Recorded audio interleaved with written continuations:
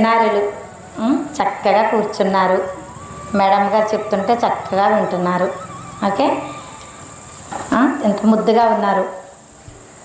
శ్రీరామ్ చెప్పండి. జై శ్రీరామ్. వడ్డీ వెయ్యాలి మరి హనుమంతుడికి. వెయ్యాలా?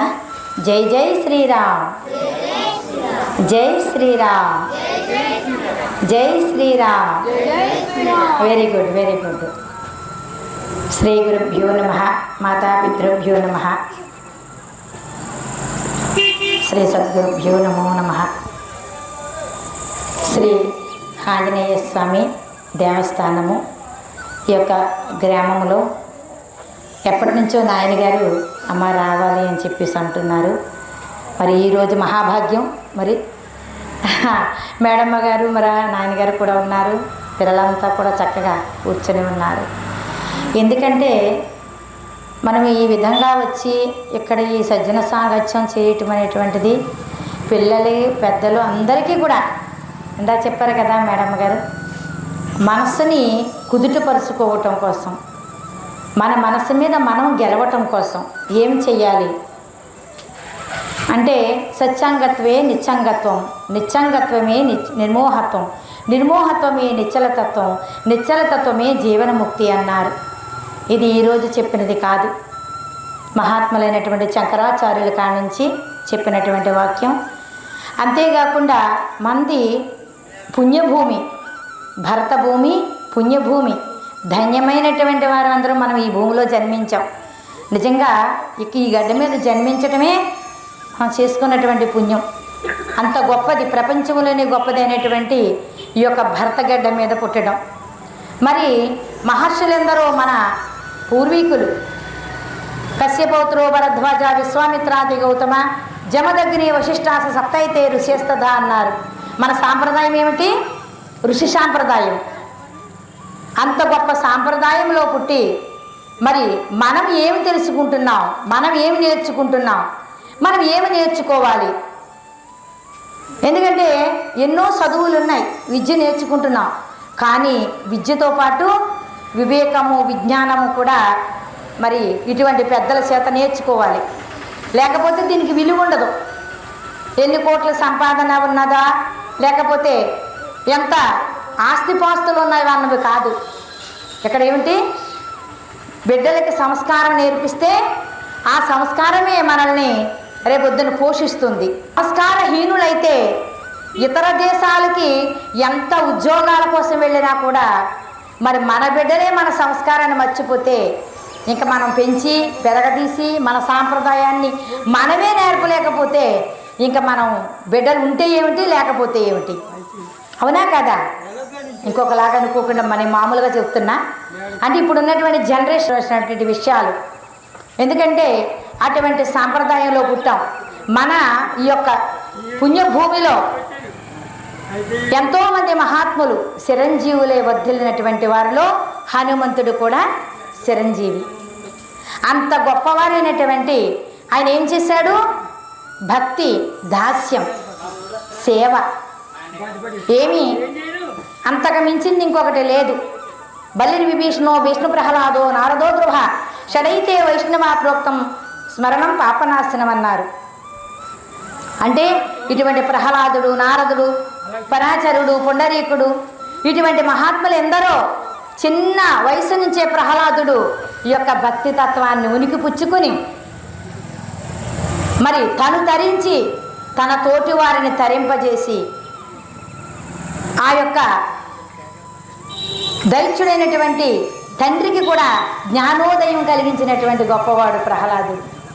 అటువంటి మహాత్ములు జన్మించినటువంటి ఈ భూమి మీద మనము కూడా ఇంత మనకెన్ని 4 వేదాలు, సకల శాస్త్రాలు, ఉపనిషత్తులు, ఎన్నో వేద ధర్మాలు, పురాణాలు, మహాభారతము, భగవద్గీత ఎన్నెన్నో ఉన్నాయి.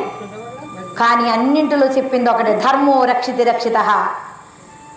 ధర్మబద్ధంగా నడిచినటువంటి వారికి ఇవన్నీ కూడా సొమ్ము అవుతున్నాయి. అధర్మపరులకి ఎప్పటికీ కూడా నిలకడ ఉండదు. ఎలా ఉండదు? అంతా కూడా నిండి నిబిడీకృతమైనటువంటి పరమాత్మ స్వరూపం ఒక్కటే. ఆయన ఎప్పుడూ చూస్తూనే ఉన్నాడు. ఎలా చూస్తున్నాడు? మరి ఆకాశము, వాయువు, అగ్ని, జలము, పృథ్వీ, పంచభూతములు, ఈ పంచభూతముల సాక్షిగా, సూర్య చంద్రుల సాక్షిగా ఎవరు ఏది చేస్తున్నారో, ఎవరు ఏం చెందుతున్నారో అన్నింటినీ కూడా ఎవరి సంచిలో వాళ్ళకు వేస్తున్నాడు. ఎవరు చూడలేదు అనుకోకండి, అనుకోవడానికి లేదు కదమ్మా, అవును కదా. అందుకోసమని మీరందరూ కూడా ఇప్పుడు నామం పలికారు. ఆ రామనామం పలకటం వలన, నామస్మరణ చేయటం వలన మరి మీ బ్యాంక్ అనేటువంటి ఖాతాలో ఎంత పడిందో తెలుసా? లెక్క పెట్టడానికి లేదు. సముద్రములో ఇసుకనన్నా లెక్క పెట్టవచ్చంట, కానీ పరమాత్మ స్మరణ చేసినటువంటి వారి యొక్క పుణ్యాన్ని లెక్క పెట్టడానికి ఎవ్వరూ సరిపోరట. అంత గొప్ప పుణ్యం సంపాదించుకుంటున్నారు. అలా సంపాదించుకుంటున్నారంటే కారణం ఏమిటి? ఇక్కడ చేసేటటువంటి ఈ యొక్క దేవాదాయ ధర్మకర్తలు కానివ్వండి, గ్రామంలో ఉన్నటువంటి పెద్దలు కానివ్వండి, మాతృమూర్తులు కానివ్వండి, మరి ఇక్కడికి వచ్చినటువంటి అతిథులుగా ఉన్నటువంటి మన శ్రీలక్ష్మి గారు కానీ, మరి నాయని గారు కానీ, ఇటువంటి పెద్దలు కానివ్వండి, అందరూ ఇక్కడ ఏకత్వమై ఇక్కడ ఒక శోభ ఏమిటది? గొప్పదైనటువంటి భక్తి అనేటువంటి శోభను తీసుకొచ్చారు గనక మీరందరూ కూడా ఈ భక్తి అనేటువంటి శోభ అనేటువంటి ఉయ్యలలో ఊగుతూ ఉన్నారు. ఎంతకన్నా మించింది ఇంకొకటి ఉంటుందా? ఎంత ధన్యమో.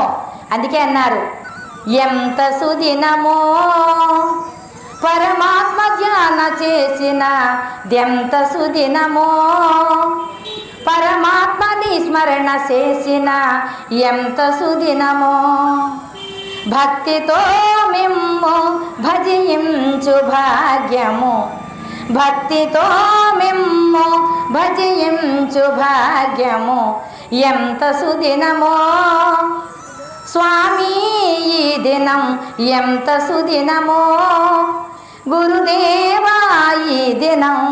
గురువులుగా వచ్చి బోధిస్తున్నారు కనుక మరి వేళ చాలా సుదినం. అందుకే పరమార్థ చింతన స్థిరమొప్పకు చేయనట్టు దినమే దినము కానీ మరి వృధా చేసేటటువంటి రోజులు రోజులే కాదన్నాడు. అందుకని తెల్లవారు లేచింది మొదలు సాయంత్రం వరకు వండుకుంటున్నాం, తింటున్నాం. మరలా ఏ ఉద్యోగానికి వెళ్ళే వాళ్ళు ఉద్యోగానికి వెళుతున్నారు, వ్యాపారానికి వెళ్ళే వాళ్ళు వ్యాపారానికి వెళుతున్నారు, చదువుకునేటువంటి స్టూడెంట్స్ వాళ్ళ విద్యాభ్యాసానికి వెళుతున్నారు. ఎవరి పనులు వాళ్ళు చక్కబెట్టుకుంటున్నారు. సాయంత్రం అవుతుంది, మళ్ళీ వండుకుంటున్నాం, తింటున్నాం, నిద్రపోతున్నాం, మళ్ళీ తెల్లారుతుంది, మళ్ళీ వండుకుంటున్నాం, తింటూ. ఇంతేనా జీవితం? ఒక్కసారి ఆలోచించాలి. ఎందుకు ఆలోచించాలి అంటే అన్ని జన్మలలో నీ గొప్పదైనటువంటిదమ్మ మానవ జన్మ. 84 లక్షల జీవరాశుల్లో నువ్వు పవిత్రమైన మానవ జన్మకు వచ్చాం. ఇటువంటి మానవ జన్మకు వచ్చి ధర్మము, అర్థము, కామ్యము, మోక్షము అనేటువంటి 4 విధ చతుర్విధ పురుషార్థాలు చెప్పాడు. ఈ 4 విధ చతుర్విధ పురుషార్థాలని మానవుడు ఉనికి పుచ్చుకోకపోతే ఈ జన్మ వృధా. అవునా కదా? వృధా చేసుకున్న వాళ్ళు అవుతున్నామా కదా? మళ్ళీ అలా వృధా చేసుకోకూడదు. అంటే అలా చేసుకున్నట్లయితే ఏమవుతుంది అంటే పశుపక్షాది క్రిమికీటకాదులకి మనకి ఇంకా తేడా లేదు. ఎందుకంటే పవిత్రమైన మానవ జన్మకొచ్చి మరి ఈ ధర్మాలని మనం నిర్వర్తించుకుని మరి యొక్క పూజ, పుణ్యము, దానము, ధర్మము, సగుణ ధ్యానం, ప్రతిమార్చనములు ఇవన్నీ ఏది చెయ్యాలో అది చేసుకుంటూ పెద్దలు చేసేటటువంటి సజ్జన సాంగత్యములో కూర్చొని మంచి వాక్యాలను విన్నాట్లని మరలా ఆచరించుకుంటూ మన బిడ్డలకి మరలా చెప్పుకుంటూ మన ధర్మాన్ని మనం ఉచ్చరించుకుంటూ లేకపోతే ఈ జన్మ ఎత్తినందుకు దీన్ని వృధా చేసుకోకుండా ఉండటమే ఈ జన్మ యొక్క ప్రాముఖ్యత. ఆ విధముగా మీరందరూ కూడా ఈ విధముగా చేసుకుంటున్నందుకు నాకు చాలా సంతోషముగా ఉన్నది. మరియు మీ అందరూ కూడా ఈ విధముగా వచ్చి మరి కూర్చుని ఎంత చక్కగా నిర్వర్తిస్తున్నందుకు మీ అందరికీ కూడా ధన్యవాదములు తెలియజేసుకుంటూ ఈ గ్రామస్తులైనటువంటి పెద్దలందరికీ కూడా ధన్యవాదములు తెలియజేసుకుంటూ మరి ఇటువంటి మంచి మంచి కార్యక్రమాలు, ఎందుకంటే విద్యలెన్నో కలవరోరన్న, అన్నింటిలోనూ చావు తప్పే విద్య గొప్పన్న, ఎన్ని విద్యలు చదివి నేర్చిన పుట్టి చచ్చిన నేమి ఫలము, పుట్టకుండిడి చదువు చావకుండిడి బ్రహ్మ విద్యను నేర్చుకొనుము, తత్వసారము తెలుసుకోరన్న, సద్గురిని చెంత నిజము కనుగొని లాభముందన్న అన్నారు మహాత్ములు. ఏమో కాలయాపన అవుతుందా నేను? ఎందుకంటే ఎన్నో విద్యలు ఉన్నాయమ్మా, ప్రపంచములో ఎన్నో విద్యలు ఉన్నాయి. కానీ ఎన్ని విద్యలు నేర్చుకున్నా పొట్టకూటి కొరకే. కానీ ఇక్కడ నేర్పవలసిన సాంప్రదాయం ఏమిటి? మనము మన బిడ్డలకు నేర్పవలసినటువంటి సాంప్రదాయం 10 తరాలు వాళ్ళకు ఉండిపోయేటటువంటి ధర్మబద్ధమైనటువంటి ఇటువంటి కార్యక్రమాలు నేర్పాలి. ఎందుకంటే ఎన్ని విద్యలు నేర్చినా, ఎంత ఉద్యోగం చేసినా, ఎంత సంపాదించినా చిల్లి గవ్వ కూడా పట్టుకెళ్ళేది లేదు. తల్లి గర్భము నుండి తానేమి తేలేదు, వెళ్ళిపోయిడి నాడు వెంట రాదు. వస్తుందా? తెచ్చాడా వీడేమన్నా? లేదు కదా. పట్టుకు వెళ్ళేది ఏమన్నా ఉందా? లేదు కదా. అందుకే అన్నారు, ఆత్మ వెళ్ళిన దేహం అగ్నిహోత్రుడి పాలు, కఠిన శల్యంబులు గంగపాలు, మేఘ కప్పిన గుడ్డ మేటి చాకల పాలు, అల్ల జీవుడు కాల యముని పాలు, ఇల్లు వాకుల చెమ్ము ఇతర లోకుల పాలు, దాసి పెట్టిన ధనము ధరణి పాలు, కొడుకు పెట్టిన పిండము కూడా కుక్క కాకుల పాలు, బొస్టు పెండ్లామైన పరుల పాలు, ఏమి రాదు తన వెంట సొంత అయినా, హరిని భజించు వారికే నిత్య శుభము, గురిని సేవించే వారికే పూర్ణ శాంతి అన్నారు. అందుకోసమని మహాత్ములతో సన్నిధిని చేరి సజ్జన సాంగత్యం తెలుసుకుని ఈ జన్మ జర మరణ వ్యాధుల నుండి తప్పించుకునేటటువంటి సత్తాని ఈ యొక్క మానవ జన్మలోనే పొందగలడు తప్ప వేరొక విధంగా పొందేది కాదు. ఎందుకంటే ఎవరికి ఎవరో ఒకరు చేసేది లేదు, పెట్టేది లేదు, పట్టుకుపోయేది లేదు. ఎవరో చేసుకున్నది వాళ్ళకే. అవునా కదా. ఇప్పుడు ఆకలి అవుతుంది అనుకో బంగారం, నీకు ఆకలి అవుతుంది, ఏమైనా తింటే నీ కడుపే నిండుతుంది. మరి నీకు ఆకలి అవుతుందని నీ ఫ్రెండ్ని తినమంటే మరి నీ ఆకలి ఎలా నిండుతుంది? నిండుతుందా? కాదు కదా. అదే విధముగా ఇది కూడా ఇదంతా కాలము నడిచిపోతుంది. మనం కూర్చున్నా గడిచిపోతుంది, టీవీ కాడ కూర్చున్నా గడిచిపోతుంది, నిద్రపోతున్నా గడిచిపోతుంది. కానీ కాలం చాలా విలువైనది. క్షణం కూడా దీన్ని వృధా చేయకూడదు. ఈ క్షణం వృధా చేస్తే మళ్ళా ఈ రోజు మళ్ళా రేపు రాదు.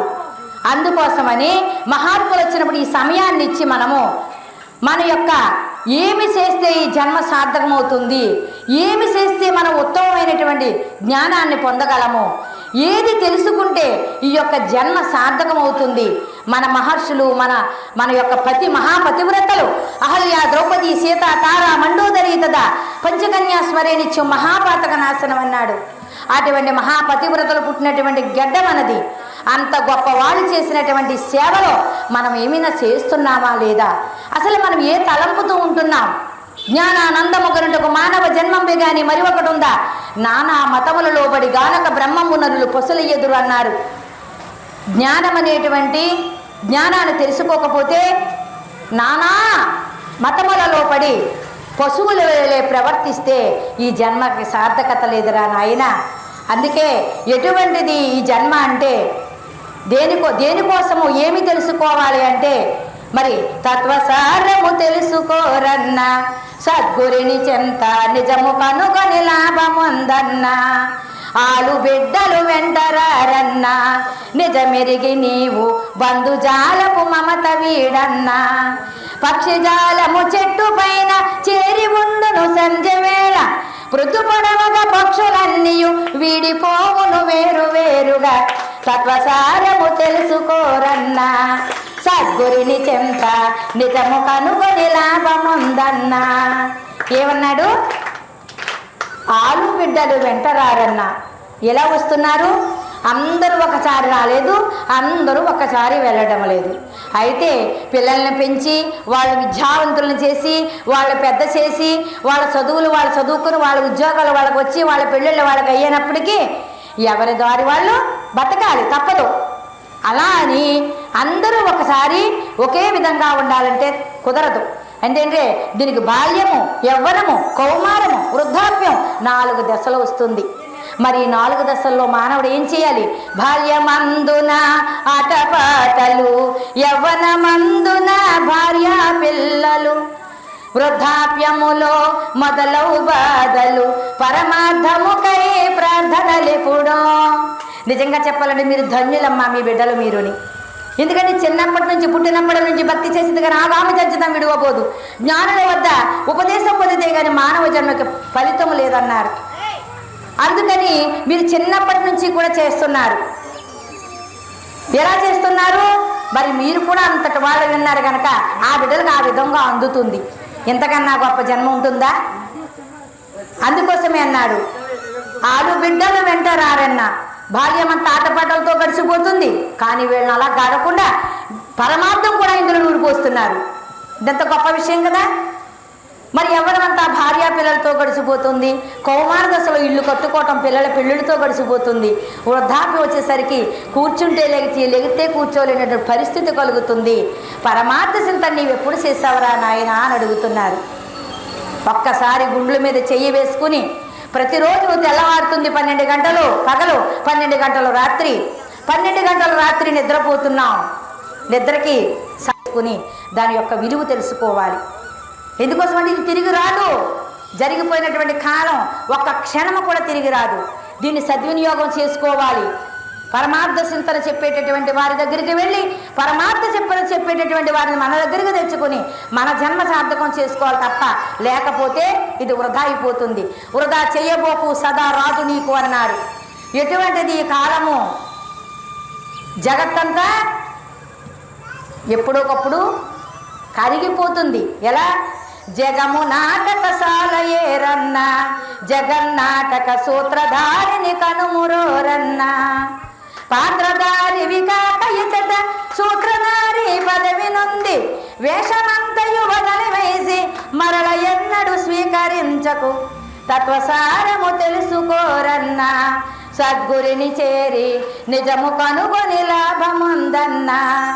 ఈ జగత్తంతా ఒక నాటక రంగం. ఈ నాటక రంగంలో ఒక్కొక్కరు ఒక్కొక్క పాత్ర వేయడానికి వచ్చాం. మీ అందరి పాత్ర దగ్గర మేము ఒక పాత్రధారులుగా వచ్చాం. ఎవరి పాత్ర అయిపోతే వాళ్ళు ఆ స్టేజ్ దిగిపోతున్నారు. ఇదంతా నిత్యమా? నిత్యం కాదు కదా. ఒకనాటికి ఇదంతా కూడా నిత్యం కానటువంటిది. కానీ నిత్యమైనది, సత్యమైనది, శాశ్వతమైనటువంటి పరమార్థాన్ని తెలుసుకుని మన సాంప్రదాయము, కట్టుబాట్లు, మన యొక్క భారతీయ సంస్కృతి సాంప్రదాయాన్ని ఇంకా ముందుకు తీసుకెళుతూ దాని యొక్క విలువలు తెలుసుకొని ముందుకు తీసుకువెళుతూ దాన్ని ఇంకా ఇంకా ఇంకా మన బిడ్డలకు అందిస్తూ మరి పెద్దలు చిన్నలు అందరూ కూడా ఆచరణీయులుగా తయారవుతూ మరి దీన్ని ఇంకా వ్యాప్తి చేయాలని చెప్పేసి మీ అందరినీ, ఈ గ్రామంలో ఉన్నటువంటి అందరినీ కూడా చిన్నల్ని పెద్దల్ని కోరుకుంటూ ఈ అవకాశం ఇచ్చినటువంటి మీ అందరికీ కూడా ధన్యవాదాలు తెలియజేసుకుంటూ సెలవు తీసుకుంటున్నాను. జై శ్రీరామ్. జై శ్రీరామ్. జై జై శ్రీరామ్. చాలా సంతోషం అండి. మరి ఇక్కడ విశ్వ హిందూ పరిషత్ తరఫున మేము వచ్చాం. విశ్వ హిందూ పరిషత్తులో మగవారిని, పురుషుల్ని అంటే మనకంటే చిన్నవచ్చు పెద్దవచ్చు అన్నయ్య అని పిలుస్తాం. అదేవిధంగా స్త్రీమూర్తుల్ని మనకంటే చిన్నైనా పెద్దైనా అక్కగారు అని పిలుస్తాం. అక్కయ్య గారు పిలుస్తాం. అది మర్యాద. మంది సోదర సోదరి సంబంధం మన దేశంలో. మరి ఇవాళ మరి శ్రీమతి కే మంగతయ్యర్ గారు అక్కయ్య గారు చెప్పేదే కానీ నా అభిప్రాయం మార్చేసుకున్నాను. ఆవిడ అమ్మాని పిలిస్తే సరిపోతుంది అనిపిస్తుంది. మంగతయ్యర్ గారు అమ్మగారు చాలా ఎన్నో అన్న విషయాలు తత్వబోధన కూడా చేసి మన దేశభక్తి కూడా పెంచి మన జీవితం ఏమిటి, ఇది శాశ్వతం కాదు. ఎంతటి భాగ్యమయ గురుదర్శన